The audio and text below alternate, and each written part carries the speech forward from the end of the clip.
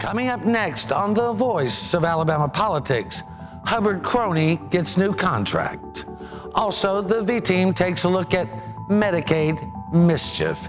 And a new poll finds the people don't love the Love Gov. Yeah, well, you know, that's just like your opinion, man. Well, the dude has spoken. All this and much, much more coming up next on The V. The Voice of Alabama Politics with your host, Bill Brett. Now, the #1 political show in Alabama, The V.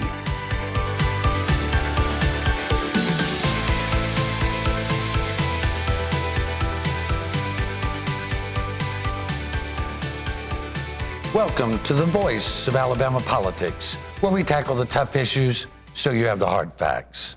I'm your host, Bill Britt, and as always, I'm joined by the V-Team. Welcome all. Good day. Glad to be here. You would hope that at some point it would slow down, but Claire, it never does. It's just always something going on. It's fall and it's football season. There's a lot of fun politics going on. There is.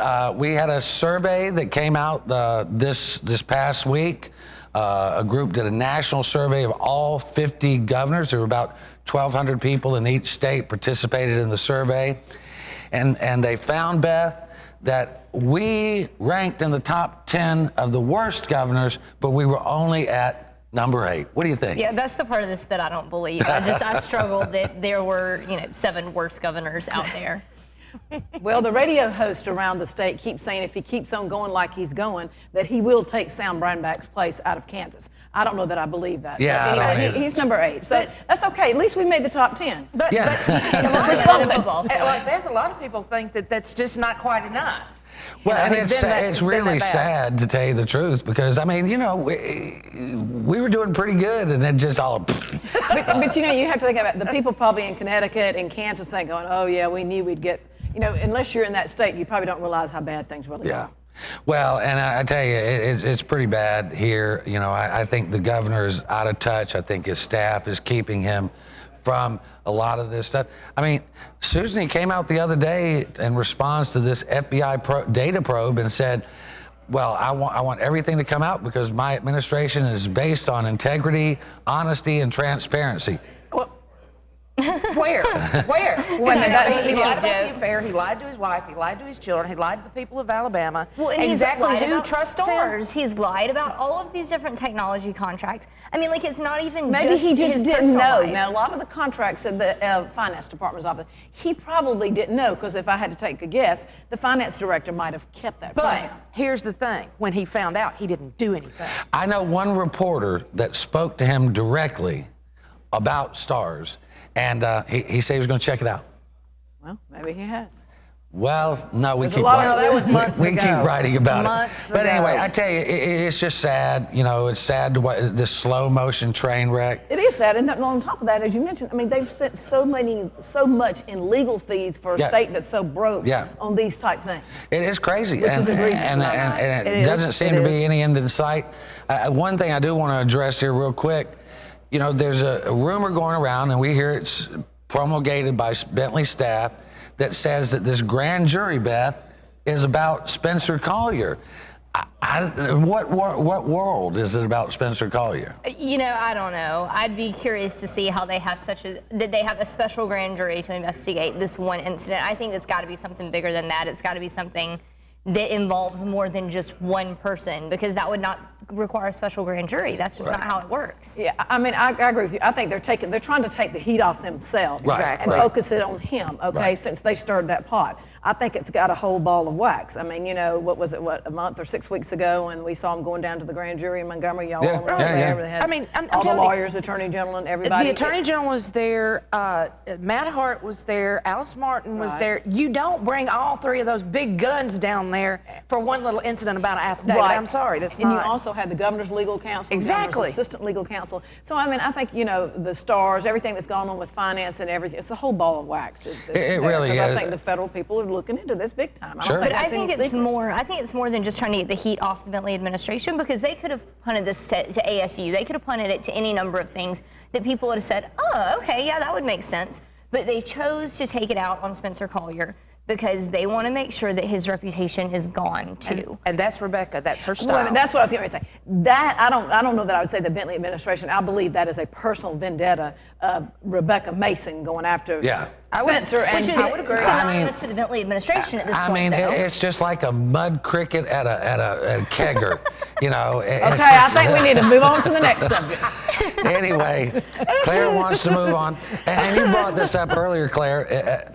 You know, recently, I mean, this last week, they spent $325,000 to defend Bill Newton, and this is just to defend Newton and the governor in this case against over the Gulf State with Ziegler and Representative Johnny McMorris. Susan, $325,000 for a 2-week sort of deal. Yeah, I mean, that's Hard all. deal for some lawyers. No doubt. I'd like to be on that payroll. But, geez, I mean, seriously, in a state with no money, we're struggling with Medicaid, we're struggling with all this stuff, to spend $300,000 on lawyers for 2 weeks for 2 individuals? And that's just over one issue so far with Gulf State. We've got Stars, we've got E-Star, we've got all kinds of problems. Yeah, and Ziegler's not going to let up. A lot of bad things in the woodpile. Lou, you were talking about earlier that Ziegler is now sued over this whole STARS program. They had a hearing earlier this week. Yeah, I mean, you know, he's a tenacious thing. He Ziegler, is. you might as well, whether you like him or don't like him. I like him. Jack used to say he has bad ties. Some days they're good, sometimes they're bad. But, you know, he gets on it, and he's like a bulldog. At least he's not going to let up. trying to do something about it instead of kicking it to the curb like Bentley does. Listen. Well, you know, my thought though, so we spent all this money on these attorneys, and this case was dismissed like at the motion to dismiss stage. Like it didn't make it into actual litigation. Right. And so what probably happened is they signed these retainer contracts, they paid these retainers to these law firms.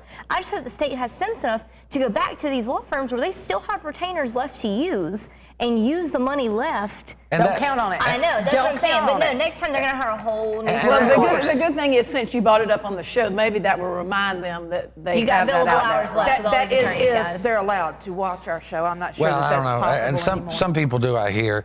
I think it's And interesting. designated I mean, watchers. speaking about and this really has bothered a lot of people. Lord. David Asbell, the guy who co-wrote the fiction novel "Stealing the State House." Viva Las Vegas, too, the last time I recall. Yeah. I mean, he has been rehired, given a brand new contract to represent, to write for the caucus, the Republican caucus. Claire, I talked to Republicans who said, "How is this right?" I mean, I know. It really is egregious. It's outrageous. And he's been on, and for people to come up and say, oh, I thought this is a new day in Alabama. Yeah, it is a new day, but Asbell goes back for the last 8 years with Mike Hubbard. He's been the guy on the payroll with him, writing this book, swinging around in Las Vegas like some crazy man. And I will have to say, I think so many of these newly Republican legislators, they don't have any idea what David Asbell is really about and what his past is and what he's really done. He told one legislator that he was never partners with Howe and Ross and them. He's but he the was. A-N-S-A-H-R. Exactly. And Hello, people good don't morning, know- Vietnam. In addition to this Las Vegas thing, that he was sued for sexual harassment back a while back. When and he served as Riley's communications during the Riley director. administration. Exactly. We're gonna have to leave it right there. You're watching the voice of Alabama politics. We'll be right back with more news and analysis. There's a lot of things in the woodpile this week.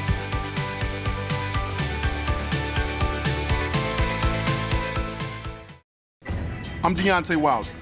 As the heavyweight champion of the world, it is very important to make sure that every punch I throw is thrown with purpose in order to make a difference in my fight. I feel the same way about decisions made in my home state of Alabama and our nation. That is why I'm registered to vote. I encourage you to register to vote and remember on Election Day to bring a valid photo ID to the polls. Let's make a difference.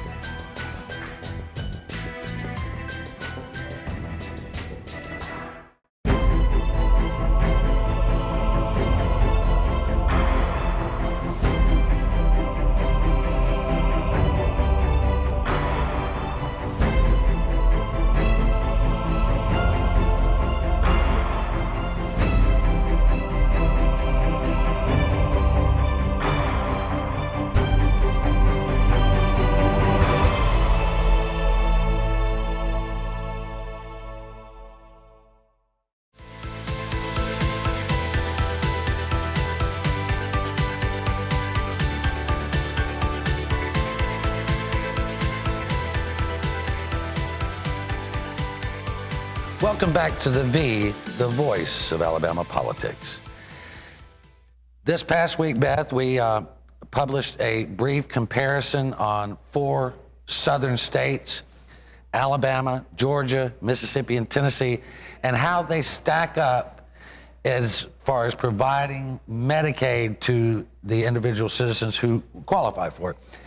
There were some interesting things in there, don't you think? There were, and it was, I don't want to say it was good to see, but our percentage per population of Medicaid recipients is about on par with these other 4 southern states, but we're still looking at 1 in 5 Alabamians get Medicaid. And the states you're comparing us to, Alabama, Georgia, Mississippi, Tennessee, this is a race to the bottom. This is not like, oh, look, we are right on par with the other 4 states at the bottom of the list. That's nothing to get a trophy Well, I mean, over. It could be Arkansas and Louisiana, too. And it's not. We could. But I'm sure there are numbers 5 and 6. Yeah, probably. Well, I thought it was interesting that Tennessee really provides a lot of services that are not mandatory. I mean, Alabama provides, and Mississippi and Georgia basically just provide whatever is mandatory. But Tennessee, they're pretty progressive. So their citizens that are recipients of Medicaid that receive those services are receiving a lot more bang for their buck than what they do. If they've got 24% of their population, right? They've got over 1 million people. There's a couple of states, and not Alabama and Georgia, that there's 2 categories that they don't meet the minimum. And I think that one of them is with birthing centers, and I think the other one's midwifery. Well, it's because they don't have it. It's not available because midwifery is not legal in the state of Alabama. Well, we know we've seen that about 5 years in a row at the Alabama Why do they call it whiffery? I mean, you don't call the midwife. It's just one of those things, Bill. I don't know. It's just English language. It morphs every day. Bicycle, motorcycle. But the thing too, and I think what Tennessee understands, and what and a lot of other southern states like Kentucky understands, is that they offer, for example, psychological services. Okay, well, if you offer psychological services across the board, then you're going to have fewer people who are unemployed. You're going to have fewer people in our prison system. You're going to have fewer people going to emergency rooms because they need emergency care because their medications are off. You know what I'm saying? Psychological care is one of those things that impacts so many other categories of state. And we don't offer that, and I think Tennessee may be the only state in the 4 that offers. Yeah, and the other thing, it may be, I did not look at this, is our mental health, that would be part that is probably rolled into Tennessee, and we have basically cut our mental health services, it could be psychological things, to the bone and closed all these centers. You know what I thought was crazy, Claire, and I just didn't even know this. Occupational therapy and physical therapy is not mandatory. It's not on the mandatory list. Right. It's optional. So if you break your leg and you need physical therapy, you're out of luck. I believe in Alabama we make physical therapy available, but not occupational therapy. Is that what I read? No, I don't think so. But maybe you're right. Anyway, I want to move on. We heard last week. I guess it was the week before. We happened to be trolling the Medicaid website, and there in the website, under the word news, was a press release, which I didn't get. I don't know, did anybody else get it? We didn't hear about it. It was kind of like in the fine print. It was a press release that said that they had asked to postpone implementing the RSOs until July 2017. Well, we thought that was interesting enough. We had our new freelance guy, Chip Brownlee. He's doing a really good job, by the way. I've read some of his stuff. He's doing a really good job. And for the record, it's RCO. You said RSO. Oh, I'm sorry, RCO. So Regional Care Organizations. Right, you're right. Across the state of Alabama. I misspeak sometimes because my brain's going so fast. I'm surrounded by so many good-looking people. But really, what happened was they haven't even filed yet. They haven't even sent the letter yet. But they made it sound like they sent the letter. So tell us about that. Well, the thing that's confusing me is we had this special session so that we could fund Medicaid. So we didn't fund Medicaid, we were going to lose our RCOs. When we got extra money from the federal government to implement these regional care organizations, which for any viewers who aren't aware, these are managed care programs to help us contain, it shifts the burden of risk, basically. So we have this money now that we just went through a special session to get, but we don't even need it right now. So I'm confused by that. And what I really don't understand is that the Bentley administration is billing these as this experimental new thing, this like super progressive model Alabama's got. Well, there's 42 other states have these. I mean, this isn't the experiment, this is the standard. Right. Well, and the one thing we'd like to know, and Claire, you and I were talking about this earlier, is Who's putting the private money into this? We don't know. We need to check that out and see where the private money is. And it's interesting because, like, you know, over in East Alabama, that's a regional area. Down in the Mobile area with South Alabama, UAB, then up in Huntsville.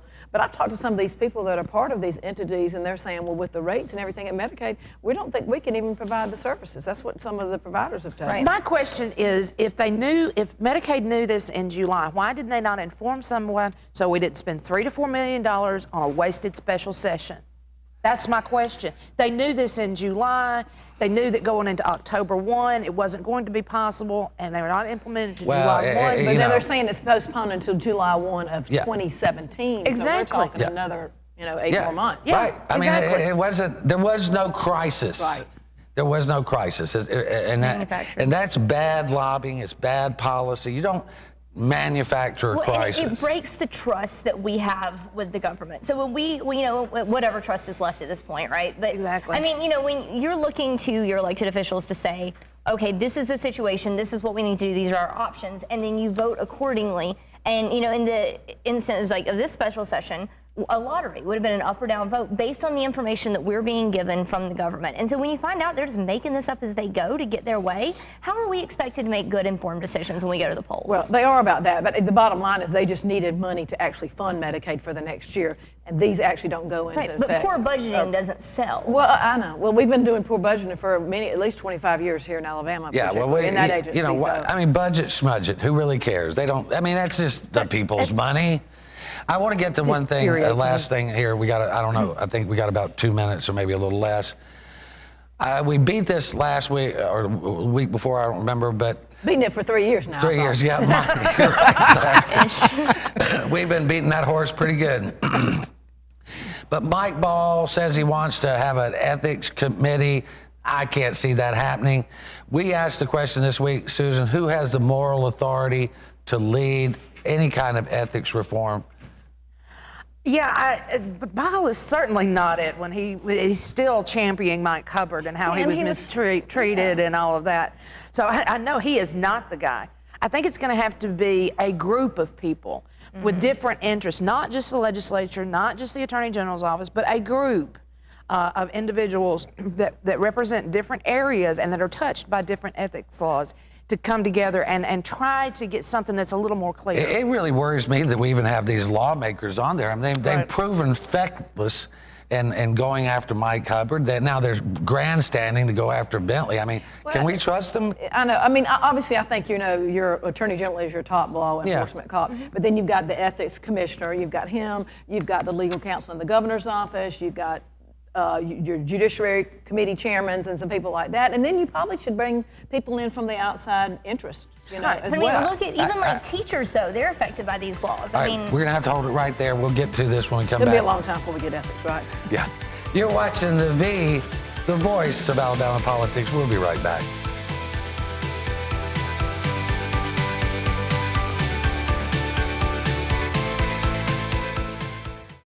I'm John Merrill. As your Secretary of State, I want to ensure that every eligible U.S. citizen that's a resident of Alabama is registered to vote and has a qualified government-issued photo ID. You can register to vote by downloading our app for your iPhone or your Android, or you can visit alabamavotes.gov. We want you to be registered to vote and have a photo ID. You can make a difference. We'll see you at the polls.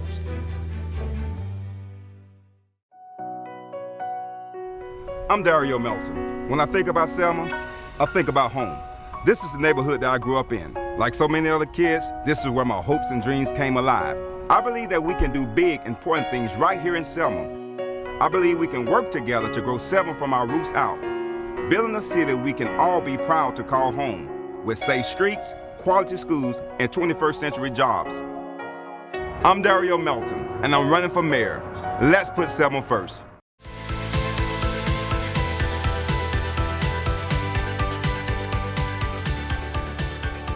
Welcome back to The V, the voice of Alabama politics. Beth, we were talking during the break, and you brought up a good point that, go ahead and share it with our viewers. When it comes to these ethics laws and just the glaring loopholes that they have, when you look at it, a PAC, which has lobbyists that work with it, A PAC can give money to a campaign account, and then elected officials can use their campaign account to buy themselves cars, dinners, football tickets, whatever they want. But then that same lobbyist who controls the PAC checkbook can't buy that elected official dinner. It's just, are we reimbursing for it, or are we giving the money up front? I think that, quite frankly, it states that they are not supposed to use their campaign coffers for personal use, i.e. reimburse themselves, buy cars, buy football tickets, buy this, buy that. But there's nobody enforcing that. You're correct. Nobody is enforcing that. So we got a new chief in town with Mr. Albright. Yeah. Albritton, I'm sorry. And so I think maybe he's trying to get his hands around it, and I think that's what we're talking about. There needs to be some clarity in this law. I mean, listen, lobbyists went for 2 years wondering what the value of de minimis was. I mean, they didn't define de minimis for 2 years. The thing is, we cannot weaken the laws. No. We've got to strengthen the laws, but they must be clear. They must be clear. Yeah, and just like that, people don't remember, but you've got members of the House or the Senate that are insurance agents or lawyers, and they think, well, I need to get off the Judiciary Commission because I have a conflict there. Or I'm an insurance salesman. I don't need to be on that committee impacting laws of what I do for a living. And they probably don't, right. you know. But you know, there's a balance there too. One of the things that drives me absolutely nuts is that these lawyers have an exception. Oh, you know, they don't. If you're a lobbyist, you've got to list every one of your clients. If you're a lawyer, nobody. Well, yeah, I have a real bone with that. You are supposed to register. If your law firm represents an X person, you should absolutely have to register, and that's totally a major loophole that needs to be. Because what you have is you have lawyers acting as lobbyists instead of being lawyers. And then calling it confidential because it's their client. Yeah, but they should be held accountable to the same rules that the rest of us are. But it's not written down and it's not enforced, and it needs to be done. Well, I'm gonna help make sure we get that taken. Well, I want to get to something about enforcement. You know, Milton McGregor has reopened Victory Land. A lot of people are glad to see that happen. I think that he has been wronged. There's a memo went out recently that, and Claire, you've read the memo in some detail. You want to tell us what's in it? Well, it came from the Attorney General, and it was to the operators in Greene County and Macon County, and talking about the sheriffs and the district attorneys are supposed to see the law enforcement side of that. And if they don't, then that means the Attorney General's office may have to step in. So I think it's just a warning and putting them on notification that somebody needs to look at this. Well, Susan, I mean, Governor Bentley said leave it up to the local folks. Luther said he was going to leave it up to the local folks. Well, I don't know what this means. It sounds to me like what they're trying to do is bully their way into getting law enforcement in that area to do what they want. Now, these areas have a constitutional amendment where the people voted that they wanted gambling in these areas, or bingo, or electronic bingo, or however you want to put it. But now it looks like, even though Bentley said, you know, it's up to them because they voted on it, but, you know, Luther wants something over here, so let's see how we can force him into doing what we want. Well, I mean, you know, we've fought this battle, millions and millions and millions of dollars, Beth, and, you know, they keep saying they don't have a right. They do not have a right.